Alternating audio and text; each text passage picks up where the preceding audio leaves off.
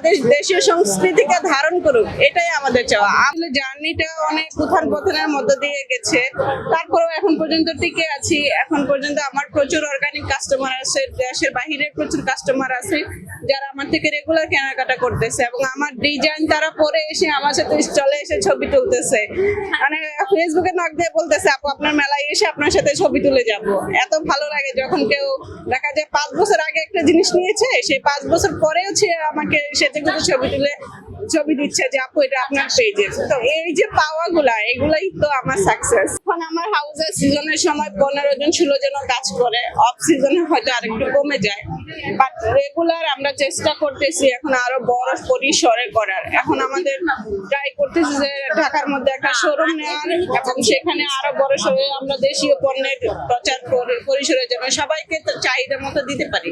আসলে এগুলা আমি অনেক চিন্তা করি, আমি অনেক ঘাটাঘাটি করি কিভাবে ইউনিকনেস আনা যায় প্রতিটা পণ্যে। যেমন আমার এই বৈশাখী ছিল খুবই ইউনিক একটা প্রোডাক্ট, একদম রিয়েল যে ছোট ছোট কোলা হয়, ওই কোলাগুলো দিয়ে আমি নেকলেস বানিয়েছি, ডালা দিয়ে আমি নেকলেস বানিয়েছি।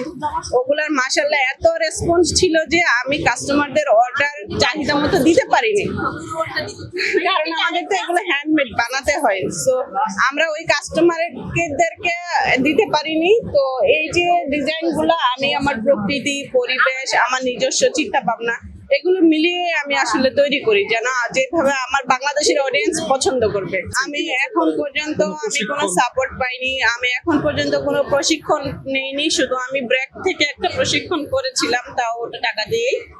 আদারওয়াইজ আমি এখন পর্যন্ত এসএমই থেকে আমি 2-3টা প্রশিক্ষণ নিয়েছি।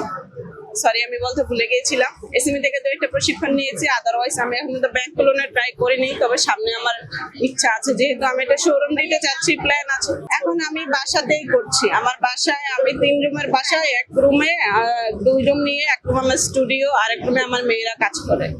এভাবে আমি কাজ চালিয়ে যাচ্ছি। ভবিষ্যতে আমি এটাই চাই যে আমাদের দেশীয় পণ্য, দেশীয় সংস্কৃতি, এই যে বাঙালির আবেগ দেখে না, এবার কিন্তু মনে হচ্ছে বৈশাখ 1 সপ্তাহ জুড়ে সবাই পালন করতেছে। আজকেও দেখছি অনেকে বৈশাখে শাড়ি পরে আছে।